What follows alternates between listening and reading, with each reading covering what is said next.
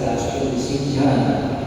Yung nabasa natin yung famous sa theology na Prex Satchel Totalis, priestly prayer. Ano ba yung ginagawa ng isang pari?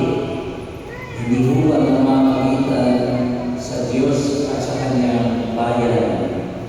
Ang ating Panginoong Jesucristo bilang Mesiyas ay isang mataas na pari. Siya ang pinakamataas na pari na namamagitan para sa ating lahat. Kaya napakaganda ng Kanyang panalangin. Siya linisan. At sa Kanyang paglisan, ipinangako niya ang Espiritong Banal. Dapat ako'y nilisan. Kung ako'y nililisan sa inyo, hindi darating ang Espiritu Santo ang patnubay. Okay? Sa tulong ng patnubay ng Espiritu Santo, maalaala natin ang lahat ng Kanyang katuruan. At ano pa ba ang binahayag ng Panginoon sa atin? Ang buhay na walang hanggan. Ano nga ba para sa Kanya? According to this Christian prayer, sa Kanya ang buhay na walang hanggan. This is eternal life sa Kanya. To know you, the one true God, the only true God, and the one you have sent, our Lord Jesus Christ. Diba na?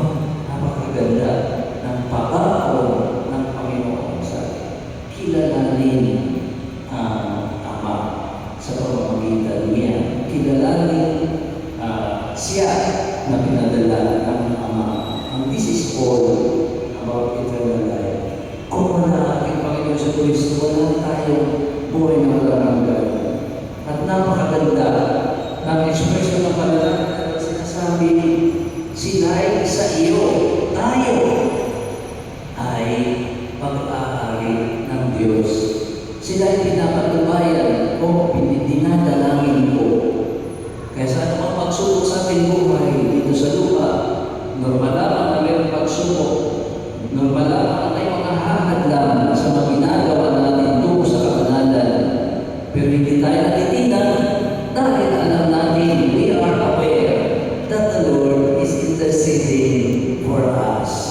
And we know that the Lord, that we enjoy the saving act of the Lord Jesus Christ. Tayo mga tao sa kasalukuyan, hindi na ito mga tao sa inaarap. We know that we have the same Lord whom we encounter personally and communally.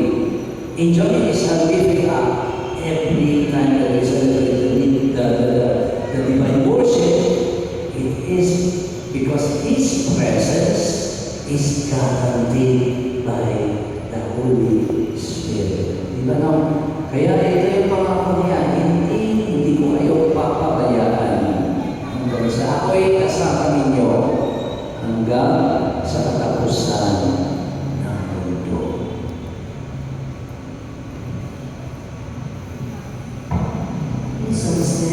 Christ our Lord delivered His saving death and resurrection. Through Him, the suffering servant, let us pray our petitions in the Father of all mercies as we say, Lord, hear our prayer. Lord, hear our prayer.